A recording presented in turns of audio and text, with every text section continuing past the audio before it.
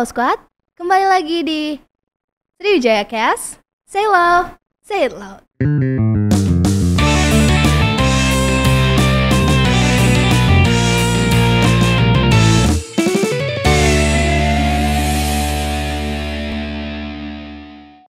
Oke, kembali lagi di podcast kesayangan warga FH Unsri TV. Yang kali ini kembali lagi bersama aku, Arita Novianti, staf ahli Departemen Hubungan Alumni BEM FH Unsri. Nah, halo squad semua. Kali ini aku kembali ditemenin sama narasumber kita yang kece abis, yang nantinya akan sangat menginspirasi kita semua. Tapi sebelum itu, aku mau mengingatkan lo squad di rumah untuk jangan lupa like, comment, share, and subscribe channel FH Unsri TV. Karena nantinya akan ada lebih banyak info-info menarik yang bakal dikupas tuntas sama Sriwijaya Cast. Oke, kalau gitu kita langsung saja kenalan sama narasumber kece kita. Halo Kak Enrico. Halo. Kak Enrico gimana nih kabarnya? Sehat? Baik, sehat. Alhamdulillah. Gimana nih tadi perjalanan ke sini, Kak? Wah, ternyata Palembang semakin besar ya, macet ya. Macet gitu, semakin banyak gedung-gedungnya, semakin banyak orang-orangnya. Dulu sebelum berapa puluh tahun nggak semacet itu ya. Iya. Oke, Kak Enrico, aku melihat outfit Kakak hari ini, wah, keren banget. Makasih. Seragam ombudsman. Aduh, ini udah kelihatan nih berarti topik kita hari ini ya. Apa? Oke, Kak. Jadi pada episode kali ini kita akan membahas tentang peran ombudsman dalam pelayanan publik di kampus. Nah, tapi sebelum itu mungkin kita cerita-cerita singkat dulu, boleh nih kali ya, Kak? Boleh, sangat boleh. Nah, Kak Enrico, gimana sih kesibukannya akhir-akhir ini kalau boleh tahu?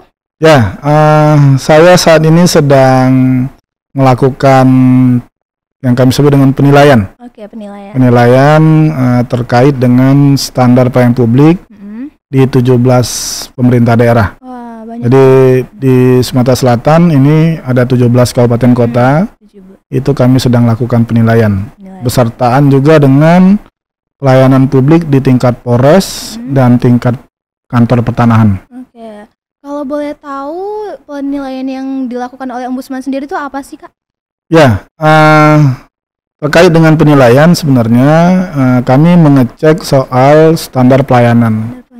Jadi memang di dalam regulasi yang ada, pelayanan publik itu kan tentu harus ada acuannya. Ya, benar. Acuannya itu yang kita sebut dengan standar pelayanan. Nah, nanti dari ombudsman karena memang ditugaskan negara untuk melakukan pengawasan, tentu kami akan mengecek seberapa patuh mereka terhadap pemenuhan standar pelayanan publik. Pelayanan publik ya. Sendiri, oke. Kak Enrico, kalau boleh tahu jabatan Kakak di ombudsman sendiri apa sih? Ya, saya ini di ombudsman sebagai kepala keasistenan pencegahan. Maladministrasi. Jadi tugas saya ini adalah mencegah perbuatan maladministrasi. Di ombudsman itu ada 3 bidang. Bidang pencegahan, bidang pemeriksaan, dan bidang penerimaan laporan. Saya di bidang pencegahan yang bukan berada di luar jalur 2 bidang tadi. Kalau 2 bidang tadi kan dia tugasnya menerima. Kemudian memeriksa.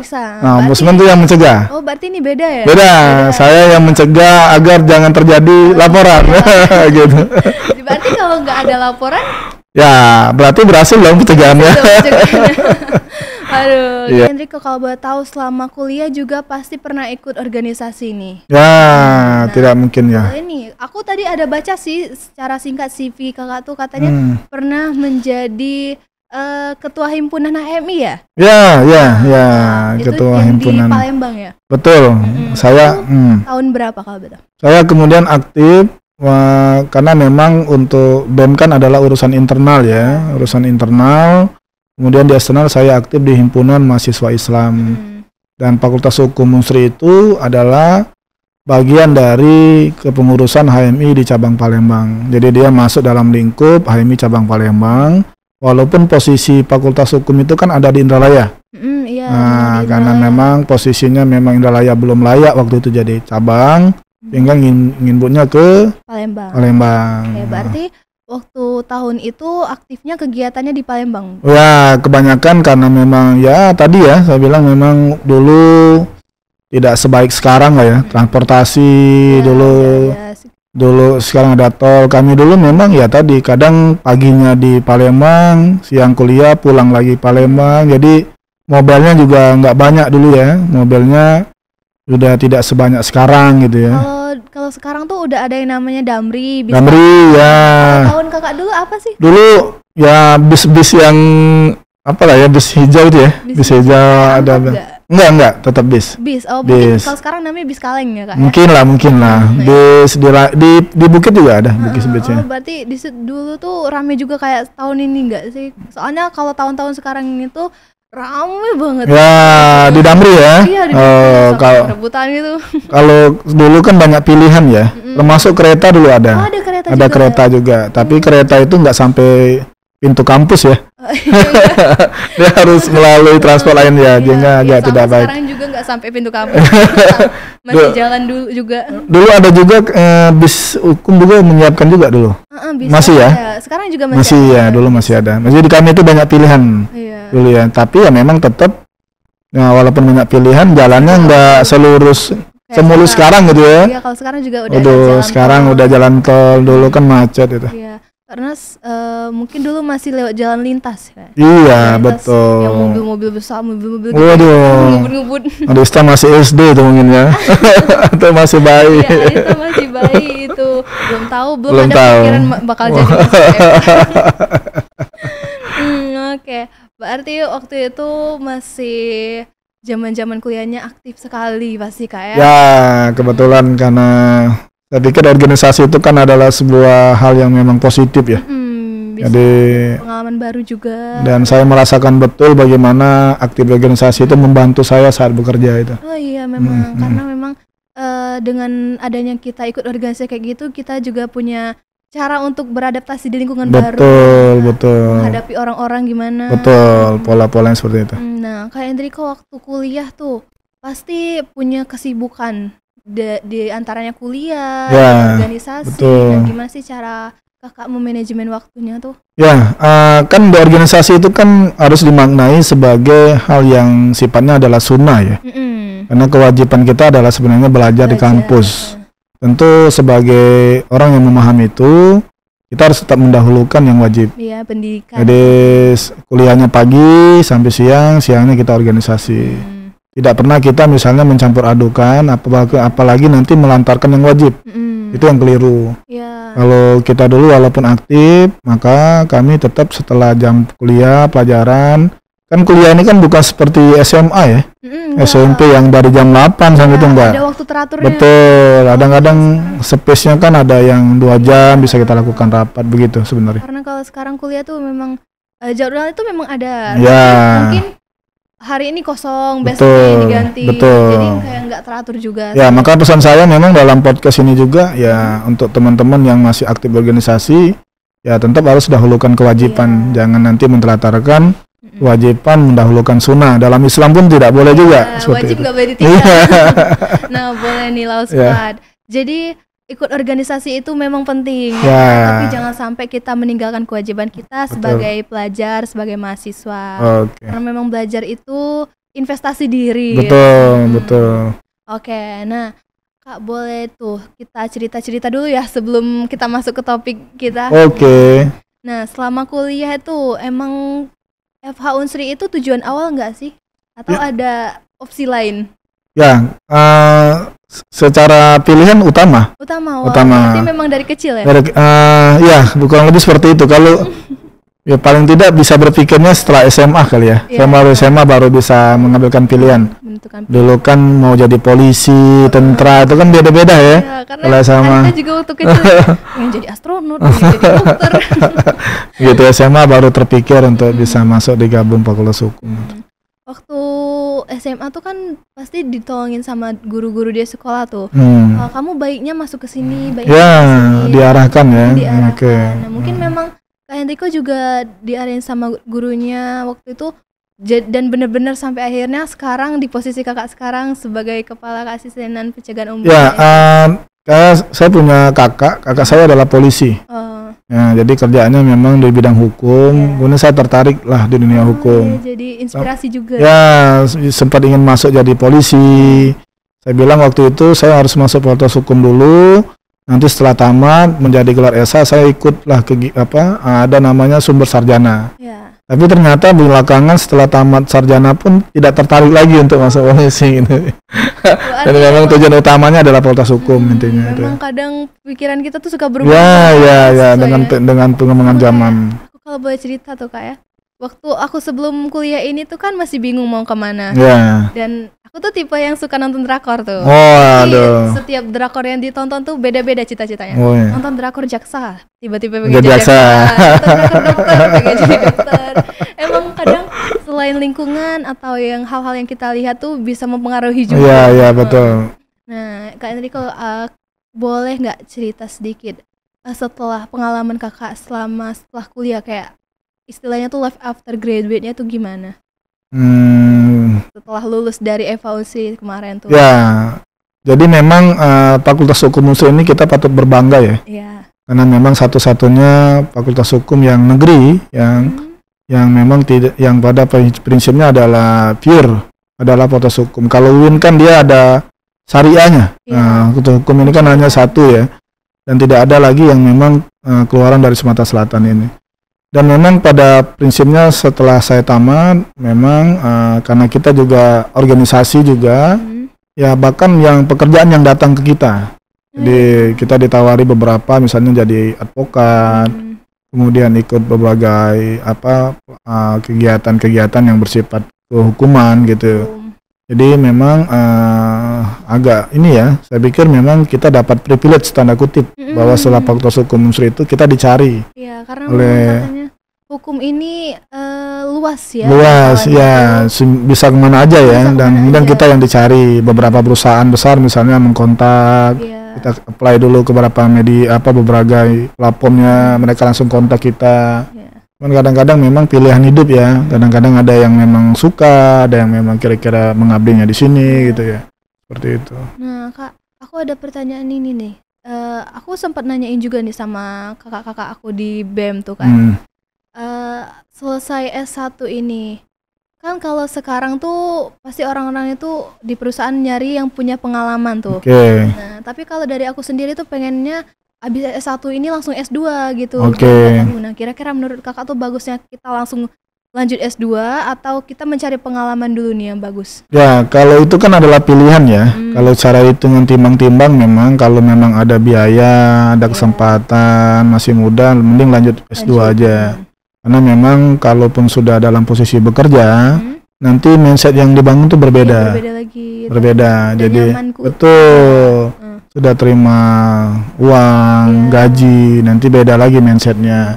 Apalagi nanti kita yang sedang bercita-cita menjadi dosen misalnya.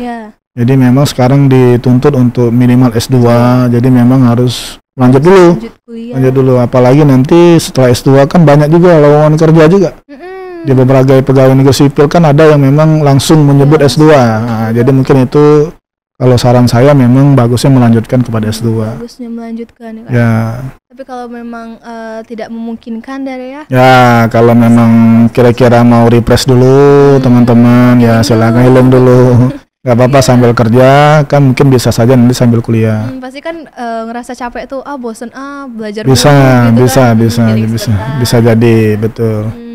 Nah, kita balik lagi ke pekerjaan kakak yang sekarang sebagai kepala keasistenan ya. Iya. Nah, kalau boleh tahu udah berapa lama sih di Ombudsman, Kak? Saya masuk 2014, sekarang 2000, berarti berapa tuh? 10 tahun. Saya nggak ngitung soalnya. Waduh, berarti udah lama juga ya? Udah lama, saya udah lama jadi setelah tamat saya bilang tadi beberapa perusahaan juga saya apply dan banyak yang kontak. Kemudian Ombudsman salah satunya juga. Saya ikut beberapa kali tahapan, alhamdulillah.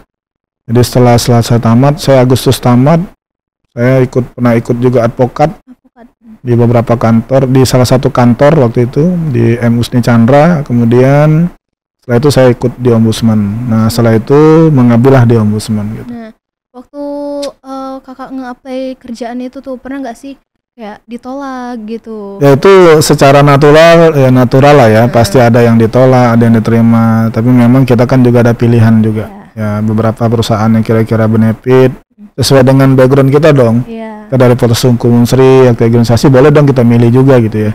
Dengan masih muda gitu ya. Karena pasti kalau merasa gagal kayak gitu pasti pernah down sih Kak. Ya, manusiawi lah, manusiawi. Aduh, gagal nih, udahlah nggak mau coba lagi, Betul. jadi putus asa gitu. Ya, Pernah nggak sih Kakak ngalamin kayak gitu? kalau saya kebetulan belum pernah ya. Belum pernah. Tapi Lancar jaya ya.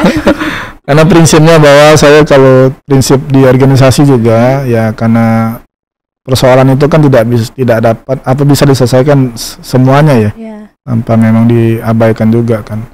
Tapi saya benar beberapa kali mendengar cerita teman-teman juga, banyak juga yang seperti itu. Iya. Teman saya itu ada yang sampai ikut kejaksaan berapa kali juga, ngeband juga, tapi akhirnya lulus juga.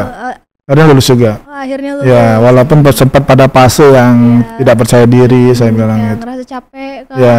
udahlah putus asa gitu kan. Ya, maka saya bilang kalau saya prinsipnya bahwa bicara pekerjaan ya, yang penting prinsipnya adalah untuk mengabdi, untuk ibadah aja. Iya. Ya, soal nanti di mana ditempatkan itu sudah urusan. Ya, cita-cita boleh, Iya. tapi nggak bisa juga dipaksain juga kan. Karena memang kalau kita menjalaninya dengan bahagia, dengan ikhlas, Ya. kan pasti bakal nyaman. Sama juga kayak di organisasi juga. Ya, kalau kita ikhlas, karena di organisasi kan nggak ada gajinya. Harus ada gaji, nggak ada, nggak ada gajinya. Tapi karena Jadi, ini emang ya karena tadi kayak ya. sayang banget sih Kak. Betul. Arita itu kuliah kan PP di Ya, Palembang, oke. dan kayak sayang aja gitu nggak ikut organisasi, cuman Betul. kuliah pulang abis itu Ya. uang UKT-nya tuh kan Terus, lumayan.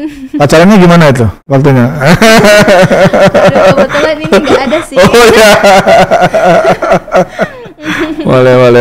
Ya, Ya, kalau sekarang tuh mungkin masih fokus kuliah aja. ya, ya, klasik banget ya. Klasik banget, nggak tahu tapi kalau tahun depan. Oke, kita Iya, balik lagi ke iya, topiknya. Nah, pasti selama kakak kerja itu ada kan tantangan-tantangan yang kakak ada hadapi. Ya, Entah itu dari lingkungan kerjanya sendiri atau dari kakak yang kehidupan kakak. Nah, gimana sih? ya, pada kesempatan ini juga mau saya sampaikan bahwa mungkin di Adista juga mungkin banyak yang menerka-nerka juga nih sebenarnya. Ombudsman itu apa ya? Itu kan.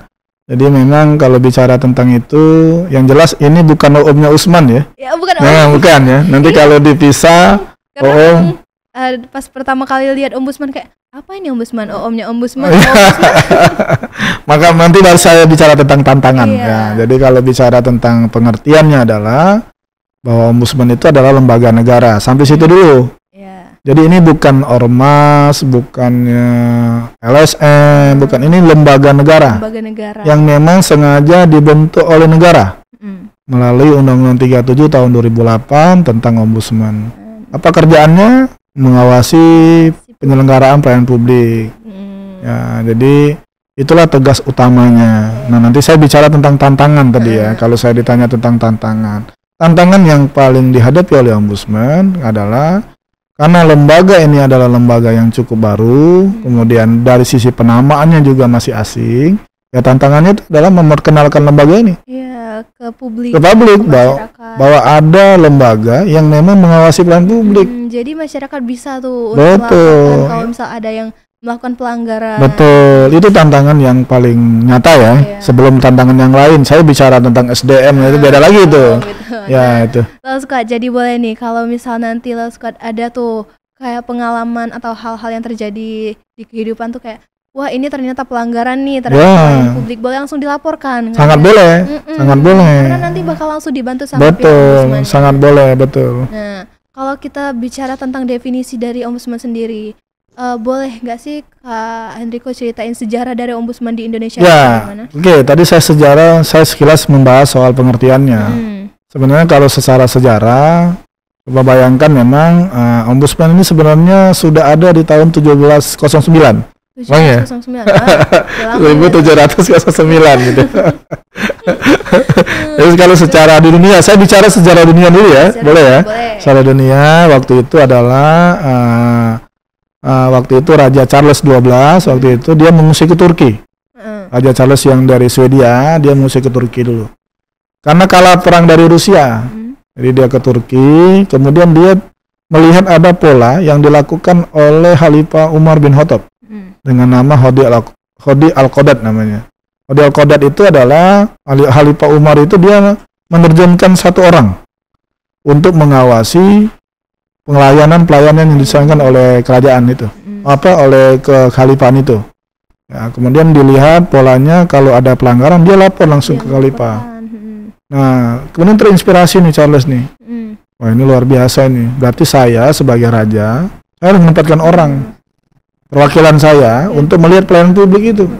Oh, jadi bisa dilaksanakan juga, dilakukan juga gitu. Betul. Jadi sehingga dia terinspirasi, pulanglah dia ke Swedia. Ke Swedia, kemudian dia membentuk namanya Ombud waktu itu. Ombud. Nggak ada mannya, nggak ada, karena Superman beda lagi deh. Nggak ada mannya ya. Jadi akhirnya karena pada perkembangannya dia terinspirasi itu, kemudian dia menempatkan satu tim kemudian untuk mengawasi penyelenggaraan publiknya. Perkembangan zaman akhirnya namanya adalah Ombudsman. Nah, di Indonesia kita memang agak terlambat karena memang ada beberapa negara dia sudah lama sekali membentuk Ombudsman. Nah, di Indonesia itu terbentuk baru pada tahun 2000. Nah, jadi Arita lahir tahun berapa nih? 2005. Waduh, belum ya, belum lahir ya. Duluan Ombudsman itu ya. Nah, Ombudsman hadir itu tahun 2000 melalui keputusan Presiden. Presiden waktu itu zaman Pak Abdurrahman Wahid. Terbentuklah lembaga-lembaga pasca reformasi, KPK, Komnas HAM, Kompolnas, termasuklah Ombudsman. Juga. Waktu itu belum melalui undang-undang. Waktu itu keputusan Presiden nomor 44 tahun 2000. Terbentuklah nih lembaga baru nih, Ombudsman dengan nama Komisi Ombudsman Nasional. Ombudsman udah hilang. Oh, enggak. Tapi ditambahin ada komisi. Ya, karena memang Ombudsman itu setelah dipelajari sejarahnya, karena sudah ada di 178 negara di dunia. Namanya adalah Ombudsman semua. Berarti Ombudsman ini bukan cuma namanya tuh di Indonesia. Bukan. Arta pikir itu Ombudsman itu memang Indonesia yang memberikan nama Ombudsman. Bukan. Berarti memang di negara lain juga. Ya tadi ya, dari Swedia tadi ya, namanya berkembang menama Ombudsman. Hampir seluruh Ombudsman Thailand, Ombudsman Filipina, semua pakai nama Ombudsman. Nah, kemudian di Indonesia karena memang kita berada di 178 tadi, sehingga tidak bisa nih dijadikan nama Indonesia itu. Gitu loh. Kalau tadinya sebenarnya bisa aja komisi pengawas yang dulu bisa aja ya. Tapi ternyata belakangan panding padarnya Ombudsman membentuklah namanya Komisi Ombudsman Nasional. Dan karena memang negara lain banyak menggunakan betul. Ini, jadi Indonesia pakai nama. Betul. Kemudian berkembang zaman tahun 2000 Ombudsman itu dibentuklah melalui undang-undang. Naik nih peringkatnya nih. Belajar hukum kan, kalau hukum dari Kepres ke ini kan berarti kan secara regulasinya lebih diperkuat oleh negara melalui Undang-Undang 37 tahun 2008 tentang Ombudsman. Pengertian tadi sudah saya jelasin. Ini lembaga negara, memang tugasnya mengawasi pelayanan publik. Gak ada yang lain. Bukan yang lain, bukan melakukan perbuatan yang lain ya. Pengawasan ini khusus pelayanan publik adalah Ombudsman gitu. Nah, kalau boleh tahu pelayanan publik yang diawasi oleh Ombudsman sendiri itu apa aja sih, Kak? Pelayanan publik itu memang secara lingkupnya ada 3, dia barang, jasa, administratif. Nah, jadi semua yang bersifat administratif, bersifat barang, bersifat jasa, semua diawasi oleh Ombudsman. Tapi ada ke atas kewenangannya. Apa kewenangan yang dimiliki oleh Ombudsman adalah mengawasi yang sumber dananya. Instansi yang sumber dananya dari APBD dan APBN. Kalau swasta murni nggak bisa. Apa contohnya? Misalnya pelayanan publik di leasing. Ya kan nggak pakai dana negara, nggak bisa. Jadi berarti emang benar-benar Ombudsman ini mengawasi yang menggunakan dana negara. Dana negara, tapi ada swasta yang juga menggunakan dana negara. Oh, apa tuh? Tahu nggak tuh? Apa, Kak? Nah, jadi ada pengertian yang di dalam pasal 1 tadi, swasta yang sebagian dan seluruhnya. Sebagian dan seluruhnya. Ada swasta yang sebagian dananya dia menggunakan dana APBN. Apa itu? Dia adalah rumah sakit swasta. Ada rumah sakit swasta yang sebagian dananya dana BPJS. Ya kan? Laksananya kan dia pakai BPJS. Ada sumber dana yang masuk nih. Nah, itu bisa diawasi Ombudsman. Jadi Ombudsman juga berwenang di bagian itu. Ya, karena ada duit negara yang masuk. Ya, maka kita mengawasi itu. Sekolah swasta juga ada. Iya, sekolah. Karena dia ada bantuan operasional sekolah. Alumni swasta. Oh gitu ya. Berarti kemarin sekolahku juga dia. Iya, harusnya. Ada kesalahan ya kemarin enggak? Kayaknya enggak ada deh. Aduh, di luar konteks itu. Oke. Nah, selain mengawasi dari pihak badan-badan atau pihak-pihak yang menggunakan dana negara itu, mungkin dari universitas atau kampus-kampus juga ada yang menggunakan. Oke. Ini saya mau jelaskan kaitannya ya. Ini peran ombudsman itu dalam konteks pelayanan publik di kampus, Kak. Jadi memang tadi dalam pengertiannya saya belum sebut ada namanya BHMN. Ya. Ada BUMN, ada BHMN, ada kementerian, ada Pemda, ada swasta atau perseorangan, ada 6 tuh. Kalau yang namanya pemerintah kementerian tuh jelas ya, kementerian. Kalau pemerintah tuh jelas daerah, provinsi. BUMN apa aja BUMN? PLN, Telkom, itu kan adalah BUMN tuh. Ya, ada BUMD. Daerah, PDAM. Ya, kemudian ada lagi swasta tadi ya. Perseorangan tuh biasa Timsel. Ada satu poin itu namanya BHMN. Yang untuk badan hukum milik negara. Nah, itu adalah diterjemahkan adalah kampus. Perguruan tinggi. Itu termasuk kampus swasta juga atau negeri? Ya, kalau dia ada bantuan tadi. Kalau ada bantuan tadi bisa. Ya, kalau dalam dunia, kalau unsur jelas ya. Pengelolaan dananya kan adalah paket negara gitu ya. Nah, tentu kalau bicara tentang pengawasan dunia kampus ya pernah. Dan kami pernah melakukan pengawasan di kampus Unsri sendiri. Nah, gimana kalau kampus tersebut melakukan istilahnya tuh kayak dana yang digunakan gitu tuh, jadi melakukan pelanggaran istilahnya. Nanti kita sebut dengan istilah maladministrasi itu. Jadi dalam pengawasan ombudsman itu perbuatan yang diawasi adalah perbuatan maladministrasi. Nah, pertanyaannya tadi bagaimana kalau kampus kemudian melakukan perbuatan mal? Oke. Tentu sebagai lembaga negara pengawas kita kan menyiapkan sarana ya.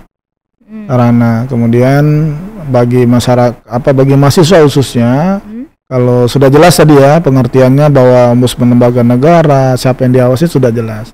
Andai kata memang dalam perguruan tinggi ya, kemudian diterjemahkan sebagai fakultas hukum Unsri misalnya, tentu kalau ada perbuatan yang bersifat pelanggaran maladministrasi tadi terkait pelayanan publik bisa dilaporkan ke ombudsman.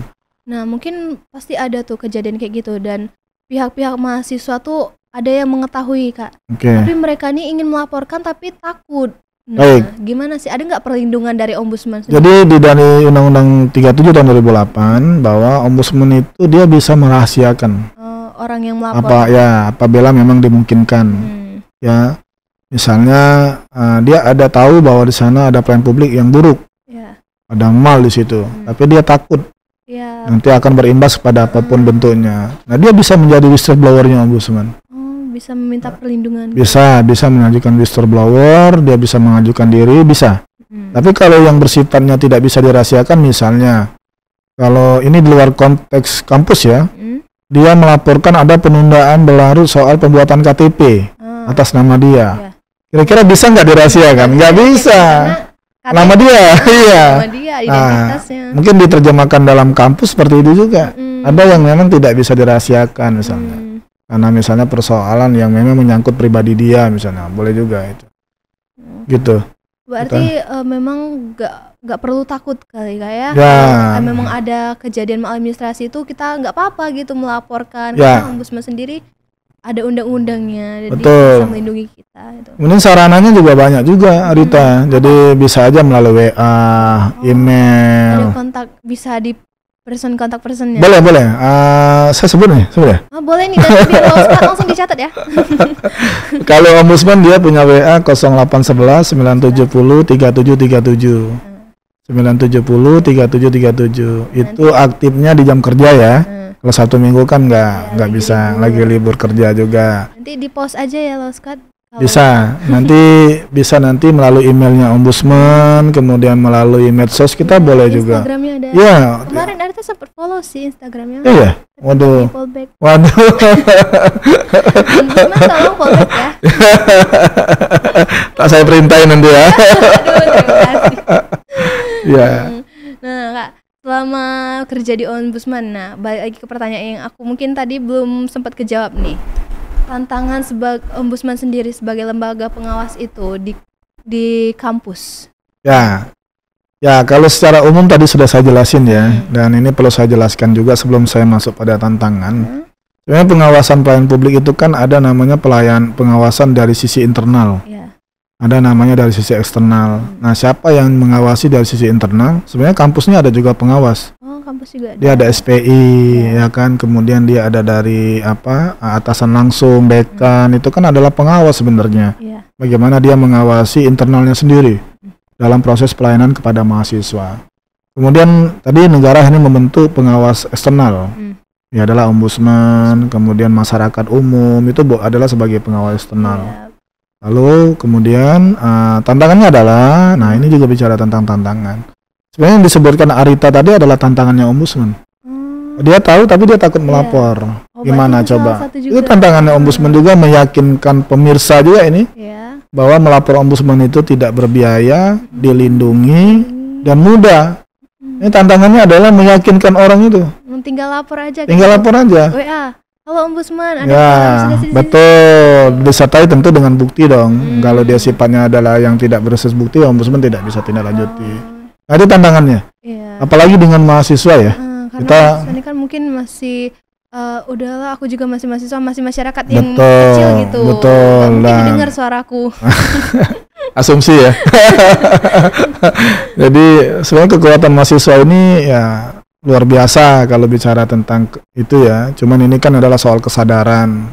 Dan kadang kita sendiri saya lihat memang fenomenanya teman-teman di mahasiswa itu kemudian tidak terlalu sadar bahwa sebenarnya proses pelayanan di kampus itu adalah pelayanan publik. Ya misalnya membuat surat terangan izin penelitian, kemudian surat keterangan apalagi lah bentuknya, itu sebenarnya itu adalah proses pelayanan publik. Nah kalau misal kayak di badan eksekutif sendiri itu ada yang namanya kayak ngirim G-form tentang laporan gitu kan, nanti orang yang mengirim itu bakal identitasnya bakal disembunyikan, itu juga termasuk laporan kayak gitu yang biasa dilakukan oleh masyarakat ke ombudsman sendiri. Iya, kurang lebih seperti itu. Kayak tentang pengawasan gitu. Betul. Oh ada, di BEM ada? Di BEM juga biasanya ada tuh departemen yang ngurus kalau misal ada keluhan ya. Gitu. Bagus. Iya, ada yang bisa dia direct ke ombudsman, directnya bisa. Iya, kalau misal ada yang bisa direct nih.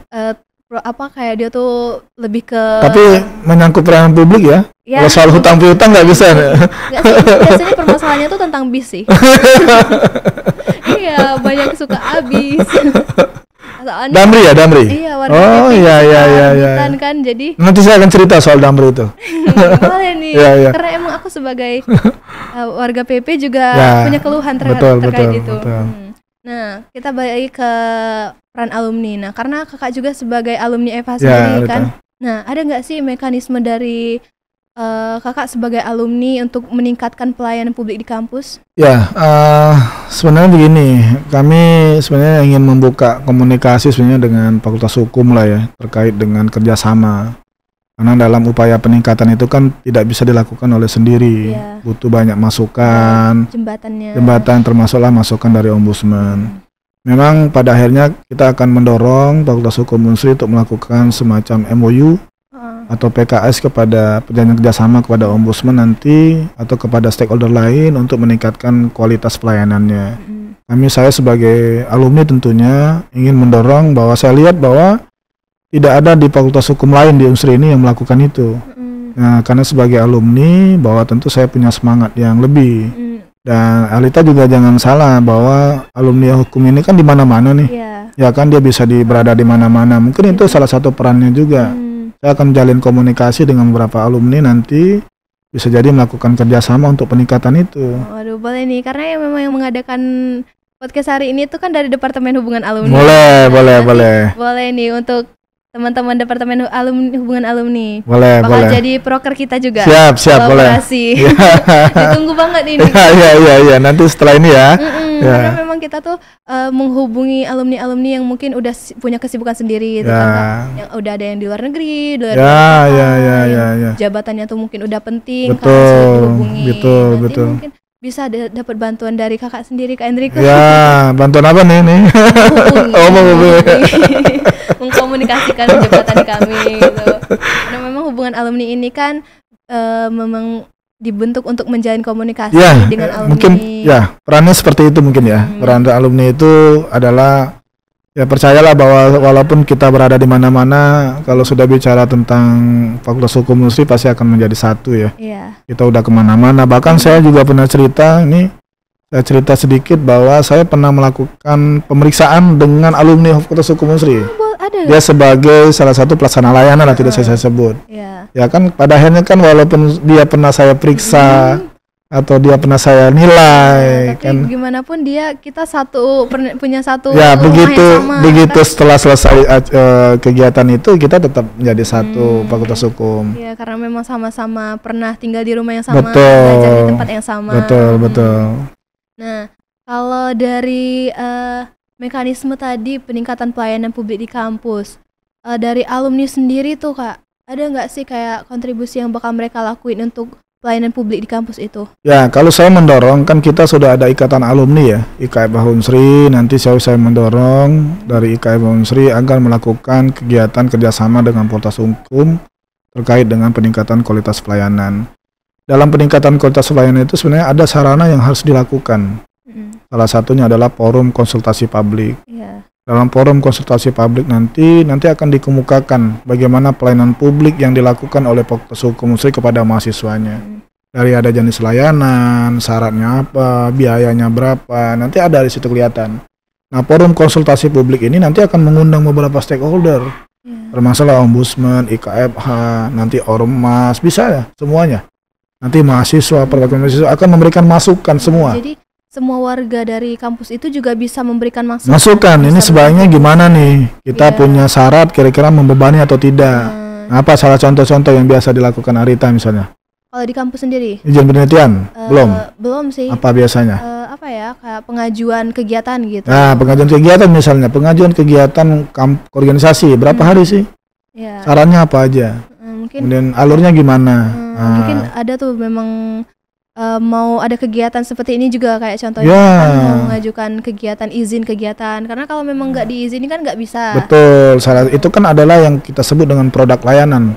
Nah, itu peran alumni nanti membuat dari Fakultas Hukum melalui Pak Dekan nanti membuat forum konsultasi publik namanya. Ya, berarti boleh nih nanti bakal jadi broker dari hubungan alumni juga. Ya, kalau bisa didorong sangat bagus itu. Jadi forum gitu, kita bakal ada audiensi gitu mungkin. Ya, jadi nanti dia melakukan sebuah kegiatan, mengundang tadi dari BEM, dari ombudsman, dari siapapun nanti yang terkait dengan pelayanan yang ada di sini. Ya, nanti bakal mungkin di ombudsmannya juga bakal lebih mudah kerjaannya, jadi pelayanan dari kampus ini gimana. Ya, karena saya punya mimpi juga bahwa Fakultas Hukum, karena saya kan memang sudah lama mengabdi di ombudsman terkait pelayanan. Saya punya mimpi bagaimana Fakultas Hukum ini memang dalam sisi sapras, dari sisi pelaksanaannya sudah ya paling tidak bisa menyamakan dengan di Jawa atau di luar negeri ya. Bahwa pelayanannya berarti kalau bisa terbilang di sini juga sedikit tertinggal mungkin Kak? Tidak bisa dikatakan begitu juga. Paling tidak kan kita bisa bisa menyentuh pada dunia digital. Jadi orang misalnya saya sebagai alumni nih, saya mau legalisir itu misalnya, saya nggak perlu harus datang ke kampus lagi. Misalnya saya upload aja. Itu kan salah satu kemudahan dan itu kan sudah berlaku nih di beberapa kampus lain di luar sana, di Jawa itu kan sudah bisa. Ya, karena memang sulit juga kalau misal memang harus kitanya yang ke sana. Bisa jadi gitu kan. Kalaupun dia gunakan orang lain kan pakai kuasa dan lain sebagainya. Kenapa kita tidak bisa memudahkan itu? Ke depan saya punya mimpi, dan di Sumsel saya belum ada, saya lihat. Di Sumsel belum ada yang saya lihat bahwa ada namanya pusat pelayanan terpadu. Kalau itu kan pusat pelayanan informasi pelayanan ya, ini pusat pelayanan terpadu. Yang konsepnya memang betul-betul terpadu. Kalau boleh tahu kantor dari ombudsman itu di mana sih Kak kalau di Palembang? Coba tebak di mana? Belum tahu sih. Karena memang kayak dari ya jelas nggak tersembunyi ya, jangan bayangin nanti tersembunyi. Karena ini juga kan mungkin dari alumni atau mahasiswa aktif di FH Unsri itu pernah magang. Ya, saat ini kami berkantor di depan Polda, itu di area RRI. Jalan Radio nomor 1. Ya, kalau Arita mau mampir main-main ke situ? Boleh. Mau melapor atau gimana ini? Mampir dah. Enggak, maksudnya kayak kirain mau ngelapor soal bis Damri tadi, nah. Aduh. habis dumping. Enggak, mungkin siapa tahu nanti Arita mau magang di sana. Boleh, siap, boleh. Karena memang kan kalau di FH tuh nggak ada yang namanya pengabdian tuh Kak. Nggak ada, ya. Ya istilahnya tuh PKL ya. Ya. PKL kan kali ya Bang ya. Ya. Nah, dia tuh PKL. kayak magang gitu. Kemarin juga ada Ya banyak. Bang dari Unsri katanya magang Iya, situ. sudah saya tolak berapa kali, ternyata masih ke ombudsman juga. Kenapa ditolak Kak? Enggak, bercanda. Aduh, ntar Arita daftar juga ditolak. Wah, enggak lah. Jangan dong. Karena memang kan ini ombudsman itu kan suatu pelayanan publik tuh. Jadi buat kita yang mungkin masih masyarakat kecil yang takut untuk melaporkan gitu. Jadi kita bisa memberikan informasi ke masyarakat tuh kalau nggak perlu takut gitu loh. Ombudsman siap itu untuk menerima masukan dari kalian. Ya, ini kan kalau saya bicara tentang data, trennya memang sudah semakin naik sih. Bahwa kalau kita bicara tentang 2016 ke bawah, ya sedikit sekali orang melapor ke ombudsman. Kalau sekarang memang trennya secara angka akhirnya naik lah.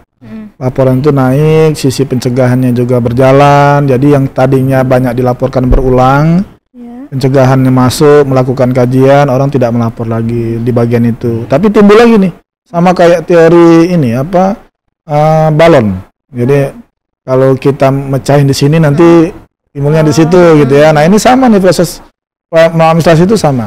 Kita misalnya mengurusi soal lampu jalan, selesai lampu jalan, nanti soal PDAM lagi. Jadi memang pada akhirnya kan tidak akan berhenti itu soal-soal seperti itu. Nah, kalau mekanisme dari pelaporan sendiri tuh gimana sih Kak, setelah laporan masuk tuh dari ombudsman gimana mekanisme untuk penyelesaian? Yang jelas kalau cara penyampaian tuh banyak, bisa melalui WA, melalui email, datang langsung pun boleh.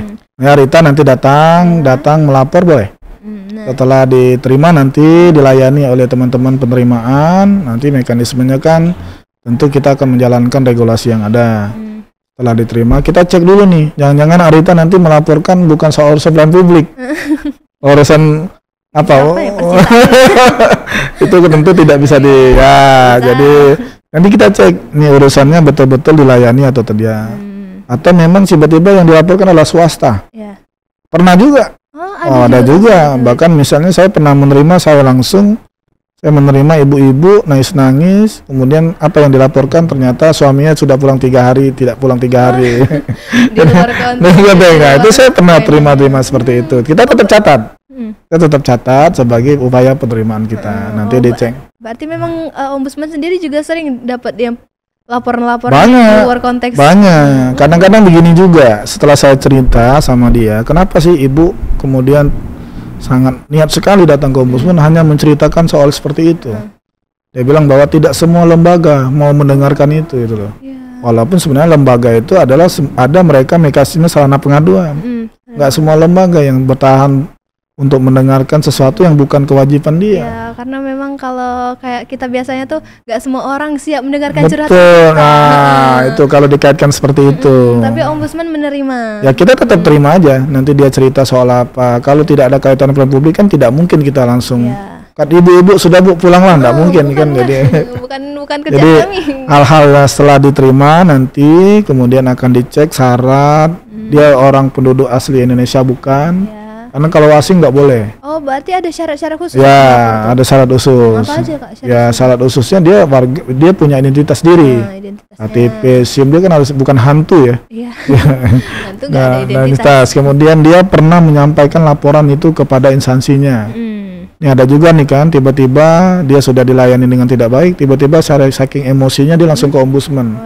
Harusnya dia lapor dulu nih. Dia sampein dulu nih kepada lembaga itu, saya ini dilayani tidak baik, apa responnya? Kalau responnya tidak baik, nanti melapornya ke ombudsman. Itu salah satu. Ada sih gak Kak contoh kasus yang pernah ombudsman layani atau ombudsman kerjakan tuh kasus-kasus yang terkait dengan pelayanan publik di kampus itu? Di kampus atau di mana? Di kampus. Di kampus. Kalau di Lapus ini rasanya ada kemarin, tapi sebenarnya tidak terlalu ini ya. Ini dulu waktu itu saya lupa tanggalnya, tahunnya, meninggalnya mahasiswa di mana itu yang di belakang danau tuh? Kegiatan mahasiswa dulu. Nah itu kan di ini waktu di FKIP ya, FKIP. Iya di belakang. Nah itu dulu ombudsman investigasi, kami mau cek secara administratif. Oh, berarti itu juga termasuk ranahnya ombudsman Ya, juga? ada proses pelayanan di situ kan. Apa yang dilakukan ya dekannya, wadeknya itu memberikan izin tuh gimana itu? Apa melalui prosedur atau tidak gitu. Karena dalam perbuatan mal itu nanti ada jabarannya. Ada 10 maladministrasi. Ada pungli, ada tidak patut, ada penyimpangan prosedur, nanti akan lihat cabang-cabangnya itu. Oh, berarti selain dari pengaduan tentang hal-hal seperti itu, kalau aku dengar tadi kakak ada sebutin pungli, itu juga termasuk bentuk laporan juga? Bisa, karena itu bagian dari pelayanan kan, yang kemudian dipintai uang misalnya, bisa. Parkir-parkir gitu? Bisa, tapi tentu siapa dulu yang nyelenggarain. Kalau yang tukang parkir kan bukannya instansi negara ya. Instansi negara, jadi nggak bisa dilapor. Nggak bisa dong kalau itu bukan instansi negara. Nah, kalau misal kita melaporkan kayak gitu kak, ada nggak sih jangka waktu yang kita tunggu gitu, kayak kita melapor terus nanti tunggu ada sekitar 10 hari baru diperiksa? Oke, kalau secara jangka waktu penyelesaian ada namanya kategori sedang, ringan, semuanya ada 30, 60, 90. Itu dari setelah kita melapor? Setelah diterima, disuratin bahwa laporanmu diterima, nanti tunggu 30 hari untuk yang ringan. Ringannya apa? Soal KTP tadi. Kalau yang berat banyak juga. Berarti itu tergantung laporan kita? Tergantung kategorinya nanti. Kita akan kategorikan dan ada jangka waktunya. Kalau misal udah melebihi dari jangka waktunya, kita bisa melapor lagi?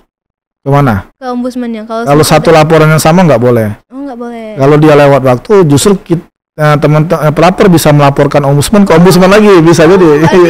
Ombudsman juga bisa dilaporin? Iya, ombudsman bisa dilaporin kepada atasannya. Kalau bisa memang jangka waktu yang lewat ya, tidak ada kepastian, boleh. Kami juga bisa, perwakilan bisa dilaporkan ke pusat. Berarti yang melakukan pelayanan pengawasan bisa juga dilaporkan ya, karena memang kita harus punya ini ya, punya tingkatan untuk bisa bicara kualitasnya makin baik gitu. Ya, nah jadi berarti kalau memang soal pengawasan kayak gini tuh, aku pikir ombudsman nggak bisa dilaporin lagi. Bisa dong, bukan Tuhan om. Nah jadi nanti teman-teman langsung kalau misal ada laporan gitu yang mandek misalnya dari ombudsman, bisa nanti ombudsman perwakilan dilaporkan ke ombudsman pusat. Bisa. Kakak pernah nggak dapat kasus kayak gitu, ombudsman yang dilaporkan? Ombudsman yang dilaporkan kalau di kita belum pernah. Belum pernah. Alhamdulillah. Kami memang kerjanya lancar dan benar-benar ya, karena pengawasan. Ya seperti itu, kita belum pernah rasanya. Kalau nggak salah kemarin kakak ada melakukan pengawasan ke mana tuh? Yang Muara apa? Apa tuh? Yang kemarin sempat keluar kota katanya. Muara ini bukan? Musyarawat. Oh ya. Itu pelayanan apa kakak? Ya, pengawasan apa? Jadi tadi saya bilang di awal ya, setelah saya dibuka, saat ini kan ombudsman sedang melakukan kegiatan penilaian. Jadi penilaian sekarang masih berjalan, September masih berjalan. Besok saya harus ke Kutimur. Oh ya. 17 kabupaten kota kami harus datangin. Berarti sibuk banget yang ombudsman. Nah, ya dengan jumlah SDM yang terbatas ya. Jadi memang kami harus melakukan pengawasan secara optimal. Tadi pagi saya sebelum kesini juga menghadiri forum konsultasi publik juga. Jadi kami harus mengambil dari semua sudut ya. Nah memang saat ini sedang melakukan penilaian terkait kepatuhan standar layanan tadi, saya bilang di awal. Saat ini kalau tidak salah data yang masuk itu sekitar 10 Pemda yang baru dilakukan penilaian. Sisanya nanti 7 daerah kami selesaikan di bulan September ini. Oh, berarti masih cukup lama ya? Oh enggak, ini udah bulan September, berarti sampai bulan ini? Ya sampai bulan ini, karena jaraknya hanya 2 bulan kami lakukan penilaian itu. Nah, kalau soal kakak melakukan penilaian itu, ada nggak sih indikator penilaian dari ombudsman terkait pelayanan publik yang pasti ada? Pasti ada, karena memang tadi saya bilang ya, sudah dari awal ini soal bicara tentang standar pelayanan. Dalam Permenpan 15 tahun 2014 tentang pedoman standar pelayanan, dikenal ada 14 komponen standar pelayanan. Banyak juga berarti? Banyak, 14 komponen standar layanan itu terdiri dari service delivery, kemudian ada manufacturing. Service delivery itu apa? Dia mulai daripada syarat, SOP, tarif. Ombudsmannya. Ya, kemudian kita akan cek tuh. Misalnya kan sebagai contoh kita nilai di dinas pendidikan. Dinas pendidikan itu kan biasanya melayani soal mutasi siswa. Nanti kita cek kira-kira untuk mutasi siswa ini dari dinas pendidikan ini dia sudah melampirkan syaratnya belum? Mengumumkan syaratnya belum? Apa sih syarat untuk mutasi mahasiswa nih? Mutasi mahasiswa itu Mutasi siswa. memutasi Apa sih syaratnya? Gimana alurnya? Berapa sih biayanya? Berarti kalau soal pengawasan kayak gitu juga lumayan ribet, cukup ribet untuk Karena sudah ada indikator, ya tentu tidak ribet ya. Ini kan inilah soal bagaimana mereka menerjemahkan regulasi yang ada. Maka acuan kita di Undang-Undang 25 tahun 2009 tentang pelayanan publik, kemudian Permenpan 15 tahun 2014 tentang pedoman standar pelayanan publik. Nah, semuanya instansi itu didorong untuk memenuhi pada 14 komponen itu. Jadi kalau saya sederhanakan misalnya di sini di kampus ini misalnya kita mahasiswa sebagai mahasiswa minta surat keterangan izin penelitian. Seharusnya dalam komponen standar layanan itu dia harus terdiri setidak-tidaknya ada pada 6 tadi. Dia ada syaratnya, ada alurnya, berapa biayanya, kemudian apa produk yang harus dikeluarkan, kemudian bagaimana cara penanganan pengaduannya. Nah, kalau tadi soal siswa, nah kita kembali lagi ke sivitas akademika kan. Nah, gimana sih boleh kalau kakak bilangin tuh sebagai mahasiswa tuh kita yang kuliah di kampus itu peran dari sivitas akademika sendiri atau dari warga-warga di kampus itu untuk melakukan pengaduan ke ombudsman itu. Nah, ada nggak sih kayak cara atau ombudsman itu untuk membantu atau membonding dari mahasiswa sivitas akademika itu untuk biar nggak apa-apa begitu melapor? Ya caranya ya salah satunya dengan podcast ini ya. Caranya salah satu peran kami, saya ini sebagai alumni juga, sebagai orang ombudsman juga, tentu peran kami adalah melakukan dalam rangka sosialisasi juga bagian dari itu. Program untuk edukasi juga kami melakukan, dan ini memang maka saya bilang kalau kerjasama ini juga baik misalnya kepada Fakultas Hukum Unsri melalui saya sebagai alumni di situ, aku kerjasama kita berusaha untuk melakukan peningkatan kualitas layanan. Kemudian kami kalau memang dimungkinkan, saya tidak tahu sudah belajar belum di kampus tentang ombudsman dalam mata kuliahnya, ada nggak? Belum mungkin, tapi lembaga-lembaga negara mungkin udah. Nah, mungkin salah satunya ombudsman bisa jadi sebagai tenaga pengajar juga. Nah, dari dosen tamu nanti kami akan melakukan edukasi kepada mahasiswa, kira-kira ada hak-hak pelayanan publik yang mereka. Dan tentu kita kalau bicara lingkup yang besar, kita tidak bicara lingkup yang kecil. Ya mahasiswa juga kan dia punya kehidupan di luar sana yang tidak berkaitan dengan kampus, misalnya dia mengurus untuk membuat SIM, kan bisa juga ada proses pelayanan di situ. Jadi mahasiswa itu bisa jadi sebagai pengguna layanan di kampus, bisa sebagai dunia di luar sana.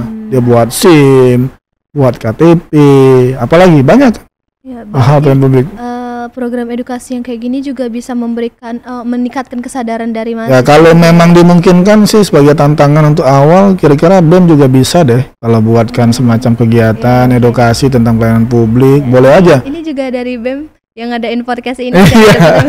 Iya, saya apresiasi lah itu. Kalau memang nanti kira-kira mau diinisiasi duluan, bahwa ada mahasiswa baru, apalagi sekarang lagi menerima mahasiswa baru ya. Udah bisa nanti dalam satu hal kegiatan nanti mau ngadakan kegiatan edukasi tentang hak pelayanan publik, bisa aja nanti ombudsman bisa menjadi narasumber di situ. Nanti mungkin Kak Hendriko yang kami hubungi. Boleh, kami sangat terbuka dengan itu, Arita. Kami juga sangat mengapresiasi apa yang dilakukan oleh BEM FH Unsri itu, karena ini juga sebagai salah satu cara dari BEM FH Unsri untuk memberikan pelayanan yang baik untuk warga Unsri, untuk memberikan ilmu atau insight baru untuk FH Unsri. Biar masyarakat tuh kayak sadar gitu kalau kita bisa ada pelayanan publik. Betul. Bisa makan pelaporan kalau misal ada maladministrasi. Betul, ada pengawasannya ya. Iya, betul. Nah, jadi kalau di rumah juga jangan lupa kayak jangan takut untuk melakukan laporan gitu terkait hal-hal, mungkin ada tuh kejadian-kejadian atau kasus-kasus yang terjadi di kampus. Nah, oke Kak, kita masuk ke pertanyaan terakhir nih. Sudah terakhir ya? Udah terakhir. Aduh, ini baru mau panas ini. Tapi nanti nggak tahu kalau Arita ada pikiran. Nah, pertanyaan terakhir nih. Ada nggak sih Kak harapan dari ombudsman sendiri terkait perbaikan peningkatan pelayanan publik di kampus itu? Ya, kalau saya bicaranya karena lingkup kampus ini kan saya maknai dengan Fakultas Hukum Unsri ya. Jadi harapan saya memang Fakultas Hukum Unsri yang sudah sekarang sudah baik ya. bisa nanti ditingkatkan pelayanan publiknya melalui apa? Mungkin bisa saja dengan penjajakan dibuat semacam pusat pelayanan terpadu. Jadi nanti saya akan bicara dengan Pak Dekan nanti melalui beberapa alumni nanti bisa dibuatkan semacam pusat pelayanan terpadunya Fakultas Hukum Unsri. Apa yang akan ada di sana? Yang jelas bahwa semua terkait dengan pelayanan nanti akan menjadi satu. Mau jadwal dosen, nanti mau surat keterangan, semua berada di situ. Ya, jadi mahasiswa dia akan fokus dengan pusat itu. Ya, jadi bisa saja nanti itu memudahkan juga. Nah, harapan saya memang bicara tentang kualitas pelayanan, pada akhirnya nanti akan ada penghargaan. Pengakuan nanti dari pihak luar, misalnya salah satunya dari Ombudsman mungkin, dari Kemenpan RB, atau nanti bisa menuju kepada proses BBBM dan BBK. Karena Unsri ini saya pernah menghadiri, dia pernah mencanangkan BBBM juga. Tapi saya lihat progresnya tidak ada. Progresnya tidak ada. Ini hanya dicanangkan saja, tapi saya lihat prosesnya belum ada. Karena Ombudsman juga sebagai tim penilai nasional. Saya belum menerima data apakah waktu peresmian BBBM itu berjalan atau tidak. Kemarin saya hadir pada saat mencanangan di Indralaya. Waktu itu rektor terpilih yang baru, Pak Prof. Joni. Bukan yang rektor, Pak Taufik. Pak Taufik ya, waktu itu baru dilantik dan dia melakukan kegiatan pencanangan itu. Nah, tapi saya lihat beberapa ya ini mungkin belum ada kelihatan ya, karena memang Unsri juga belum ada komunikasi apapun dengan Ombudsman gitu. Nah, harapan saya kalau memang Unsri tidak bergerak, bisa saja jadi nanti Fakultas Hukum Unsri akan memulai itu. Ya, insya Allah mungkin nanti dari harapan saya seperti itu. Ya, bantuan dari teman-teman BEM-EVA mungkin nanti bakal ada program seperti itu yang dijalankan. Yang juga bakal berkolaborasi sama Ombudsman sendiri. Ya, kita sangat terbuka itu. Dan tentu Rita tidak lengkap juga ya kalau nggak disampaikan. Kita apresiasi teman-teman BEM-EVA Unsri sudah melakukan inisiasi seperti ini ya. Mudah-mudahan BEM-EVA Unsri juga ada podcast sendiri ya. Amin, nanti ada podcast jadi sendiri. Bisa tidak lagi bergantung dengan Fakultas Hukum Unsri. Bisa saja sih terwujud ya kalau memang nanti ada kemauan, kita galang nanti bagaimana upaya-upaya itu ya. Dan kemudian tetaplah melakukan edukasi seperti ini karena ini sangat baik sekali. Tentu ini bagian dari proses pendewasaan mahasiswa juga. Kak Andika, aku mau ngucapin terima kasih banyak. Ya, sama-sama Rita. Mungkin sibuk kan karena melakukan pengawasan, tapi menyempatkan untuk hadir di sini. Karena betul-betul apresiasi besar sekali untuk Kak Andriko dan teman-teman Ombudsman yang udah mau menerima kolaborasi dari kami. Dan dari aku juga mewakili teman-teman Hubal, teman-teman hubungan alumni dan BEM-EVA Unsri mengucapkan banyak terima kasih atas inspirasi dan ilmu yang kakak berikan hari ini. Nah, tapi sebelum itu aku mau ngingetin untuk teman-teman Laoska di rumah, jangan lupa like, comment, share, and subscribe channel FKTV Unsri. Sriwijaya Cash, say it low.